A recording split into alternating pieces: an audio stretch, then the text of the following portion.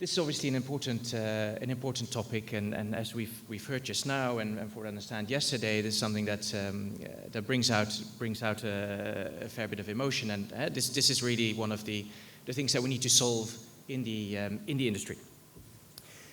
It's been fantastic for us as Include to work with the Alliance and a network of a steering committee of very committed and responsive people who've really helped us try and come up with a way of addressing this question of how do you mobilize big amounts of money into the sector, and that's really what we're going to be focusing on today. Just 2 seconds on Include. We're an international advisory firm. We work with purpose-driven businesses in emerging markets, and we, in addition to that, have a capital advisory business, which is a business that I had, and that seeks to connect purpose-driven businesses with the capital markets. So whether that is capital raising, or it is buying or selling these types of businesses, or doing capital strategy type work. So I think that's enough about Include before I get told off for making this a big advertisement. Let's move on, see if I can, oh, that was a bit too much. Here we go. So the question is about mobilizing funding into the sector. How do we go about it?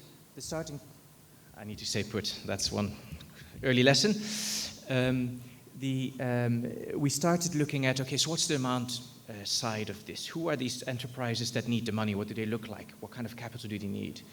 Etc. Then we moved on to the supply side. What are the investors who are active in this sector, or those who could be active in the sector, and what would it take to bring those on board? For then the next step, to create a few scenarios of possible structures of funds or vehicles, or however you want to look at it, to see if we can get some money moving. And that obviously to some extent is an iterative process where you then work on the basis of feedback, especially from investors, to understand, does this work? Is this something that you would sign up for? And we are now literally at the stage where we're kind of fine-tuning the details of the structure that we've come up with, and that we'll talk about in a few seconds, and creating a bit of a roadmap for next steps to get this done.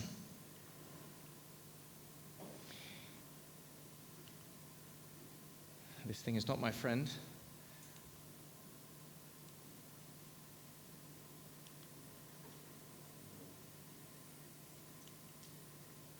Hold on. So, what did we do? How did we go about it? I mean, just first to give an idea of the kind of the scope of work that was undertaken. We started reaching out with surveys, follow-up calls, meetings with actors in the sector, and it's interesting, this came up earlier as well. I use the word sector quite loosely and deliberately to be quite broad in interpretation, right? So it's not just the manufacturers, but it's also this, it's the supply chain, it's the distribution, it's the fuel side of things, etc. We approached a good 300 of these enterprises, and really with a focus to understanding how big are these companies, what capital do they need, and what stops them from getting that capital today. On the supply side, obviously that picture is slightly more concentrated, so we spoke with close to 30 people to really understand who is already lending or investing in the sector, who is not, why, and what would help bring people on board. One thing that becomes very clear, we're dealing with a very fragmented kind of pipeline, right? There's lots and lots of companies, some of them very small, some of them very big, across a very broad geographic area. So one thing that was clear very quickly is that there's no kind of one-size-fits-all solution to this. So what we started doing is thinking about how do you create a bit of segmentation so you can be a bit more focused in your approach. And we did that, and please forgive the kind of generalization here, but we did it fairly crudely, looking at revenues. And we came up with some very imaginative names. We've got segments A, B, and C.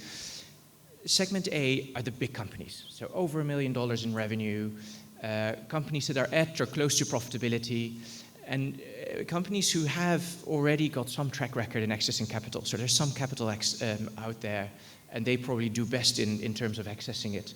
But still, it's not enough for them to really build out capacity and build out the working capital in a meaningful way.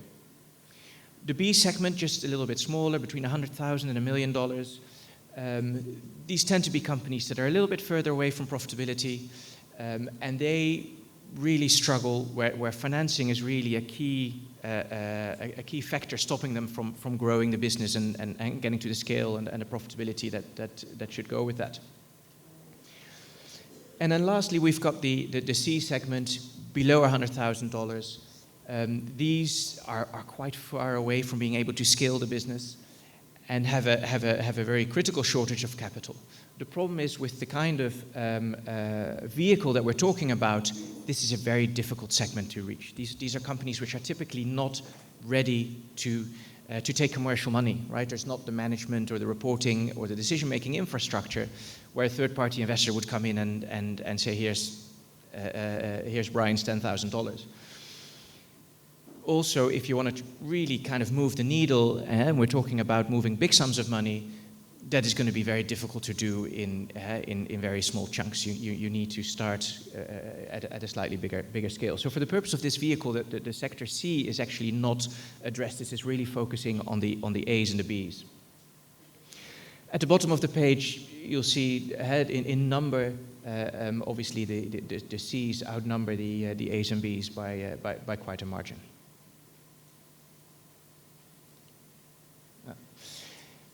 So if we go into a little bit more detail on what we found, as I said, it's a very fragmented set of opportunities out there across geographies, across sizes. But what we've done is we've tried to estimate how much capital is there, and not necessarily way into the future, but money that could be deployed in the space of a few years. And so that's what we've come up with on the basis of survey responses and interviews, and we've obviously kind of adjusted those numbers for issues with the data, but also for the fact that we've only spoken with a sample, right? We've not spoken with the full opportunity set. An interesting point to mention at the bottom is that the working capital is the clear area where people struggle most. So of respondents, a good 3/4 came back and said, working capital really is what we need money for.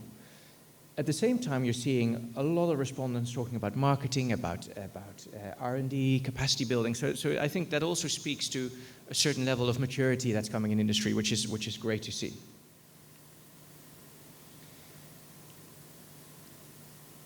Don't leave me hanging. Is it possible to drive this from the back, maybe? Great, thank you. So then we come to the solution, if you will, right? And as I said, given the fragmented opportunity set, what we did not want to do is create a whole new kind of fund management activity, right? Because that'd be a huge, big, expensive kind of infrastructure you'd have to put in place. And it probably wouldn't be all that effective, because you wouldn't have the proximity to all of your businesses that you're lending to or investing into.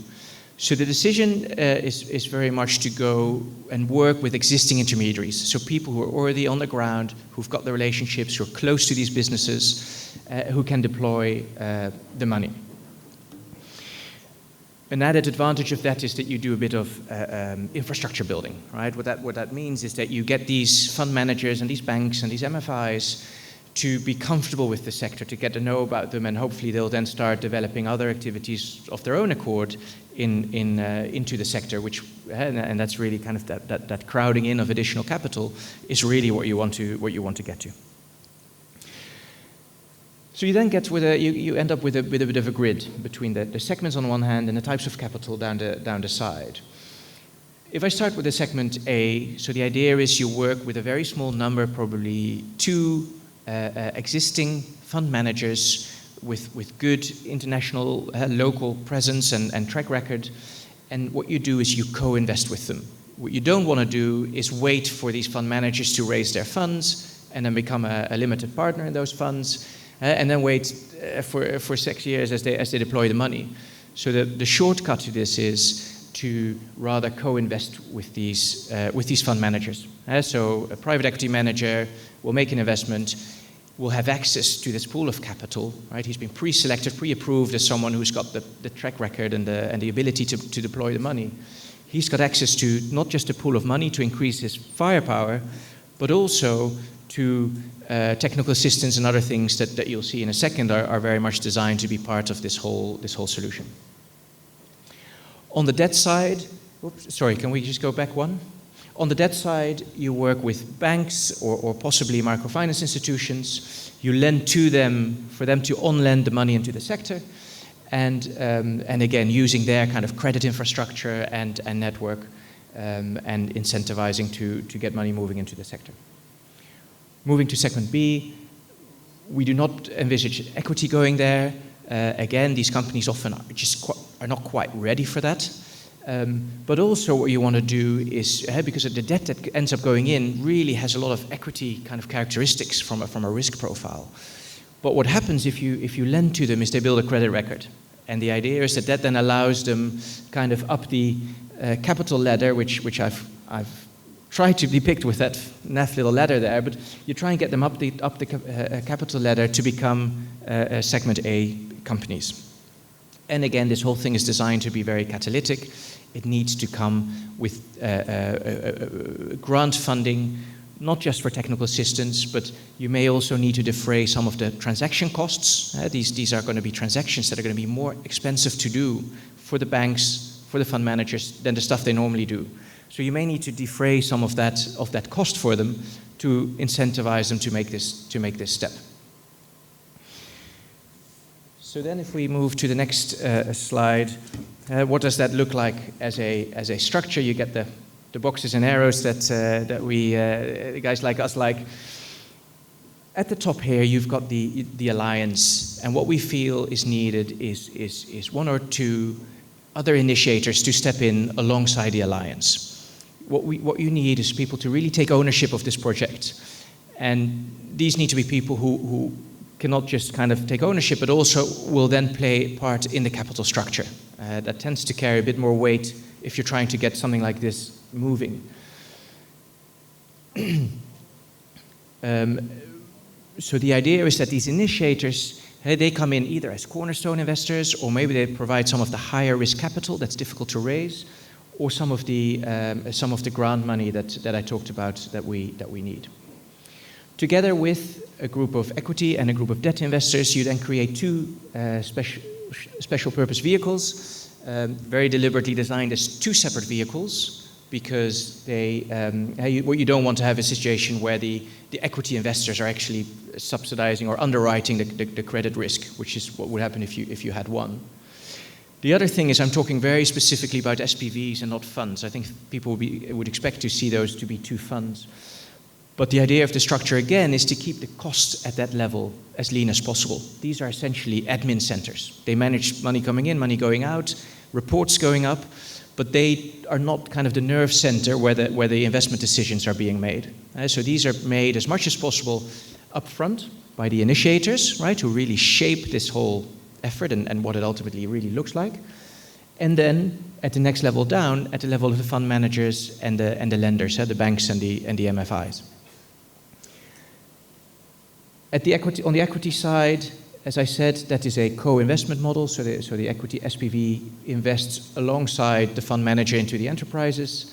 On the debt side, it's slightly different. You lend to these institutions, and they on-lend to the enterprises. You're relying on their credit kind of infrastructure, and this is the way to really leverage that, and also to make sure that these banks make sure they make the right credit decisions. They're not just doing it because you're telling them to do it. They're actually on the hook as well. So, like all good things, when you say it very quickly, it sounds easy. Obviously, it is not, as you might imagine. If you go to the next page, we've tried to put a bit of a timeline to it. These capital raising timelines are never very reliable, as many people in this room know. But the real message here is that by the time you've found the initiators and really got kind of to consensus on how is this going to work, what are we going to do, and you have then found the intermediaries through some kind of a tender process, you've really done the incorporation, all the legal documentations, right? It's a good 6 to 9 months before you're ready to start your capital raise. And the capital raise on paper is 6 to 9 months. In practice, often it can be much longer than that. So I guess the takeaway from this is that an 18-month kind of time frame to get something really up and running is probably realistic. On the positive side, I think if you do this, you've got a really exciting vehicle that has an opportunity to make a massive difference, not just by deploying the cash that goes in, but also, as I said, by building the infrastructure, by crowding in other money, and hopefully really moving the needle on this important topic. I think that's all I had, Brian. Okay, thank you very much. Round of applause for Stephen. Yes, Stephen, if you could just stay up for a couple of minutes. A lot of material compressed into a few slides and a brief presentation, so very rich material. I thought what we'd do next is just, if there are any questions from the audience, really clarifying questions about what Stephen has presented, we could take a couple of those now. We have one back here.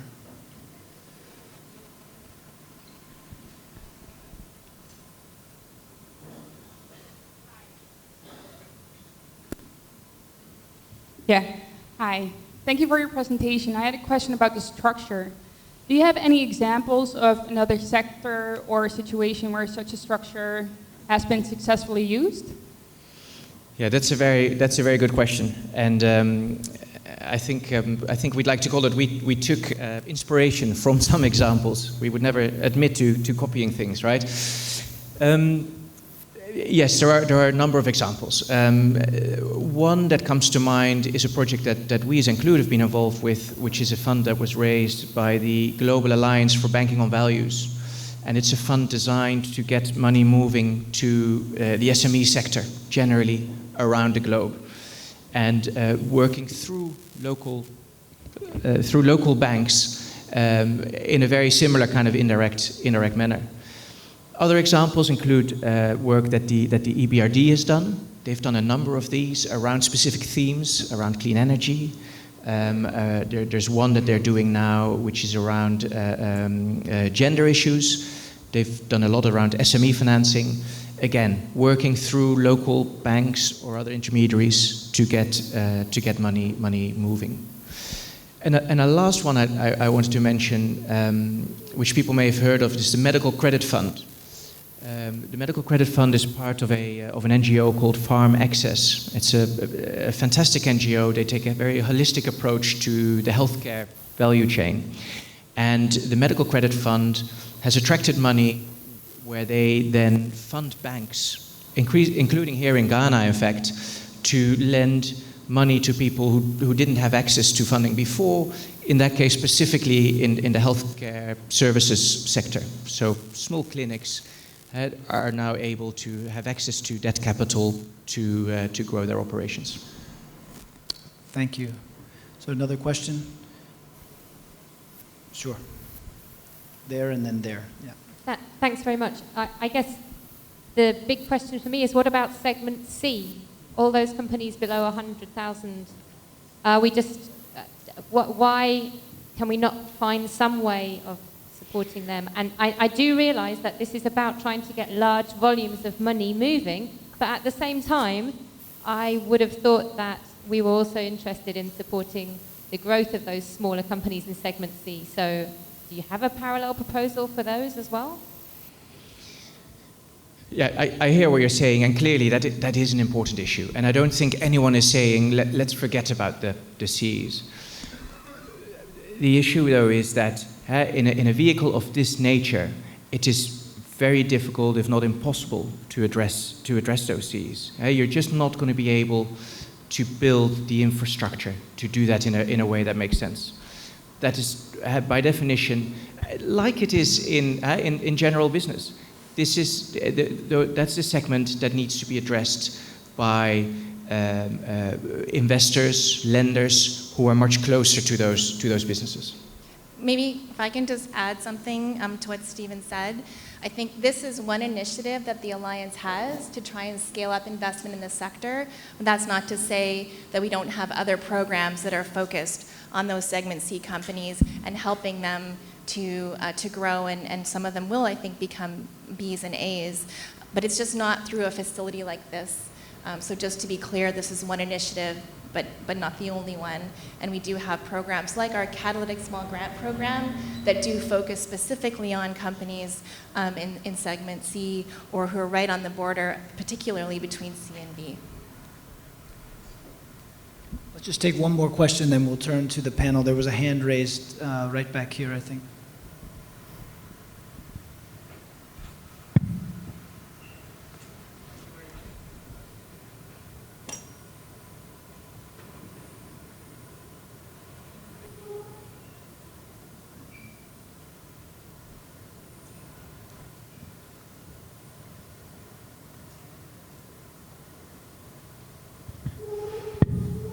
Thank you very much. I'm from Bangladesh. In your presentation, Bangladesh is a very focal point, and you have very good analysis in terms of equity and debt. And I'm just to know the enterpriser, as an entrepreneur, his ultimate objective to sell the product to the poor household. So you have a long equity over there. So how it will be managed for an entrepreneur who are going to invest in cocoa sector?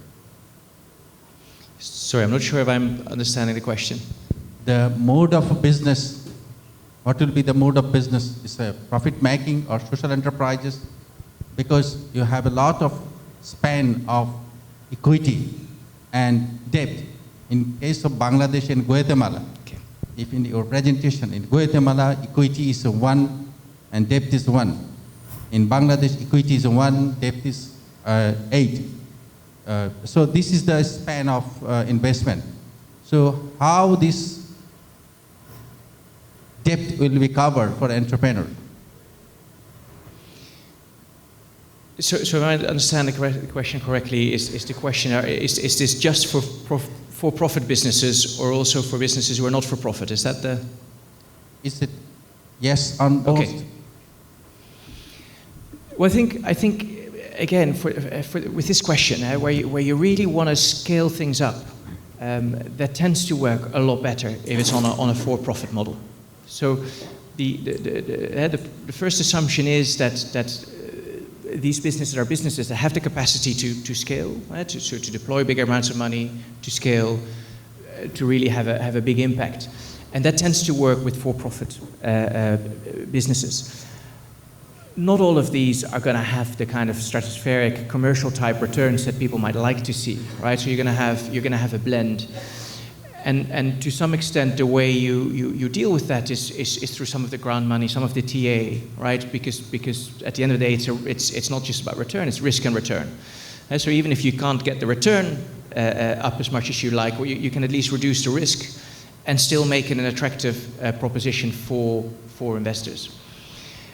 And again, I mean, it's very much in line with what Jen was saying. This is one solution, and this targets a certain kind of subset of all the thousands and thousands of opportunities that are out there. But it's not necessarily a one-size-fits-all.